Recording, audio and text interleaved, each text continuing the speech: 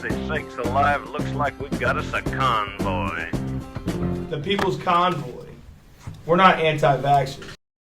Pro-choice. So, Senators, did you at all have any advice, encourage, or have conversations about the next step? Because, I mean, they're kind of encircling D.C. now, quite feverishly, trying to occupy trying to occupy 2 lanes of traffic. Were there any conversations about what's next, the next steps? You know, I'm going to respond this way. One of the things COVID has done is it has revealed truth.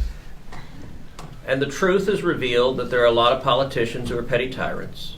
There are a lot of big tech executives who censor in silence. And the corporate media is fundamentally corrupt.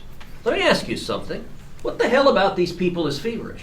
I haven't seen any fevers around here, but look. They're encircling D.C. at a golfing race. And I'm going to answer your idiotic question the following way.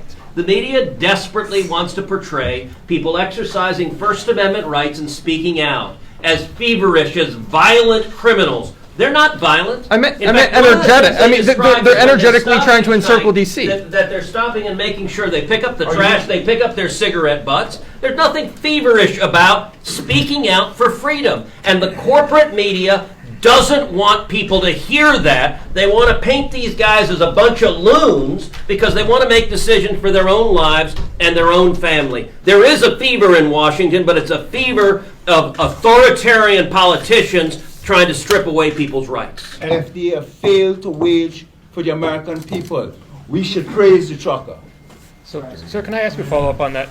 I spent 10 days up in covering the Canadian protests in Ottawa, where there are a lot of mandates still operational up there. Down here, we've seen this fall, we're in a 90% blue district. The mandates have just been lifted here. I've been walking around and sort of as a game asking people whether they even realize if we're in a state of emergency. Most people seem to have no idea because it doesn't seem to affect them. So I guess I'm wondering, aren't you guys winning? It seems like your side has already won. What mandates are even left? Well, there's vaccine mandates across the country in different sectors. We're losing qualified soldiers.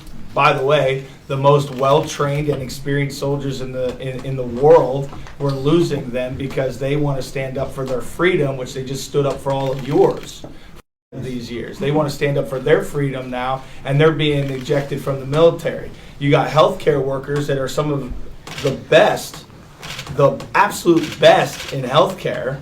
They've spent their entire life becoming the best, and now they're losing their job because they agree with the doctors. They agree that it's wrong to be forced in a vaccination. They agree that it's wrong. The mandates are starting to roll back. You're absolutely right. Masks have started rolling back pretty much the moment we started kicking off from Adelanto, California. I chalked that up to a small win to the People's Convoy. You're welcome. We're going to continue doing this. We're going to continue going until the vaccine mandate and the state of emergency is lifted. Period. What was your name? I didn't catch your name. Brian Brazzi, organizer of the People's Convoy.